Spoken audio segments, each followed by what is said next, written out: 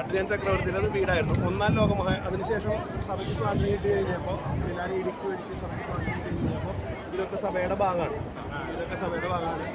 ഒന്നാം ലോകമഹായുദ്ധ കാലഘട്ടത്തിൽ വത്തിക്കാനും പോലും വത്തിക്കാൻ അല്ലെങ്കിൽ ഗ്രൂപ്പിലായിരുന്നു. അപ്പോൾ അതുകൊണ്ട് ഇറ്റലി ത്രെറ്റ് ഉണ്ടായിരുന്നു, ബോംബിംഗ് ഉണ്ടായിരുന്നു, വത്തിക്കാനൊക്കെ ബോംബിംഗ് ഉണ്ടായിരുന്നു. ബോംബിംഗ് അപ്പോൾ ഈ സഭ ഇത് മുഴുവൻ വെച്ച് മറിച്ചിരിക്കുകയാണ്.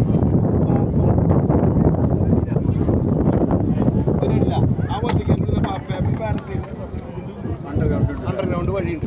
പാപ്പനെ കൊണ്ടുപോകാനായിട്ട് അണ്ടർഗ്രൗണ്ട് വഴി ഇപ്പോഴുണ്ട്. വർക്കിംഗ് നമുക്ക് പോകാനൊന്നും പറ്റുന്നില്ല. ഞാൻ പോയിട്ടില്ല. അത് അത്രയും ഒഫീഷ്യലായിട്ടുള്ള ആർക്കിയോളജിക്കൽ സ്റ്റഡി നടത്തുന്നത് അതിൻ്റെ കൂടെ പോകാനായിട്ട് പറ്റുള്ളൂ. അവിടെ നിന്നിട്ട് ഇതിൻ്റെ അടി കൂടെ വഴിയുണ്ട്. ആ പോണ വഴിയുടെ ഭാഗമാണ് ഈ കാണുന്ന മതിൽ. ആ പോണ വഴിയുടെ ഭാഗം അതിൻ്റെ അടിയിലാണ് വഴിയുള്ളത്. ബിൽഡിങ്ങിൻ്റെ ഇത്രയും നാളിതിൻ്റെ ഒരു അഡ്രിയൻ്റെ പാപ്പന്മാർ കുറച്ച് കാലൊക്കെ താമസിച്ചിട്ടുണ്ട്. യുദ്ധത്തിൻ്റെ സമയത്തല്ല, എന്നാലും പാപ്പന്മാർ താമസിച്ചിട്ടുണ്ട്. വോയിസ് റെക്കോർഡ് ഉണ്ട് കേട്ടോ. ഇതൊക്കെ ഇതിൽ കിട്ടുന്നതാണ്.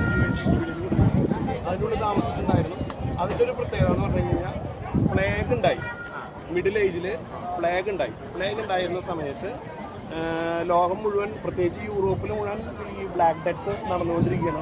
ആൾക്കാർ മരിച്ചുകൊണ്ടിരിക്കുകയാണ്. അന്ന് പാപ്പ ഇവിടെ താമസിക്കുന്നത് ലാട്രാൻ്റെ സ്ത്രീകളാണ്.